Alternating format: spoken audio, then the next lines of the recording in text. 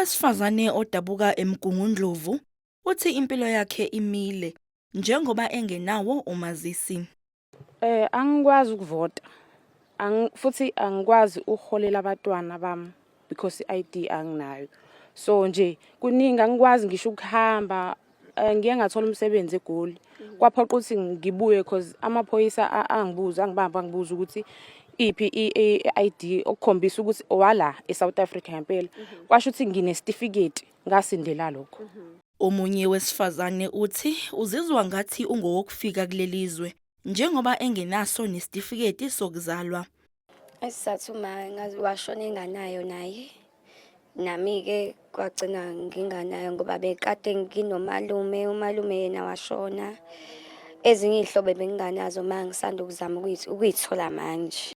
Lolu daba luthinte umholi weqembu i-IFP nophinde abe ngungqongqoshe womnyango wezokubusa ngokubambisana nezindaba zomdabu uVelenkosini Hlabisa.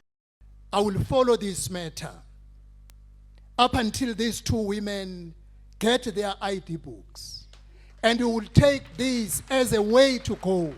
Kusenjalo ngoNhlolanja izindaba zethu zabika ngowesilisa waseMgungundlovu uZakhele Cindi owayeshaya phansi ngonyawo ethi ngeke amngcwabe uyise ngoba anqaba ukumenzela umazisi. Lolu daba lwaphetha ngokuthi uCindi athole usizo nolihambisana nokuthi akwazi ukwenzelwa umazisi, kodwa kuze kube manje uCindi akakawutholi umazisi. Saba umuntu esimasiqeda ngcwaba ubaba kwaba ukuthi sihamba nobaba uSibiya siyokwenza i-ID Home Affairs wafika wasemukela futhi safisa sakwenza konke.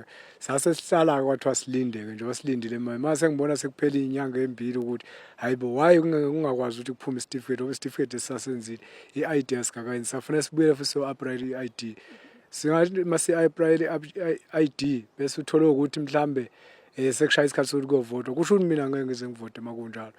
Ama-DP lawa ayakhiwa, izindlu zakhiwa, mina kusho ngeke ngithole i-DP. NgoMasingana, umnyango wezasekhaya wadalula ukuthi wenze omazisi abangaphezulu kwezigidi ezine onyakeni ka-2025. Lesibalo sinyuke ngo-17% uma siqhathaniswa nesika-2024.